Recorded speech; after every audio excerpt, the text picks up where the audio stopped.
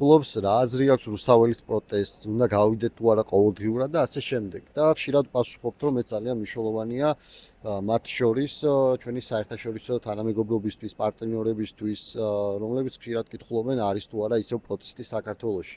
მაგრამ ჩემი აზრით ყველაზე მნიშვნელოვანი არის ჩვენი სინდისის პატიმრებისთვის, მათედევიძისთვის და ასე შემდეგ. იმიტომ რომ როგორც ამ წერილში ეწერა მათეს, ხო, ჩვენ ვეიმედებით რა, იმ 4 კედელში, როდესაც არიან ჩვენი სინდისის პატიმრები გამომწყდეულები, ტელევიზორში როცა ხედავენ რომ რუსთაველზე ისევ დგავართ, ისევ აპროტესტებთ, ეგ არის ჩემთვის ძალიან დიდი პასუხისმგებლობა, რომ კიდევ უფრო მეტი რაღაც გავაკეთო, კიდევ უფრო მეტად ვიბრძოლო და კიდევ უფრო მეტად გავაძლიერო რუსთაველის პროტესტი.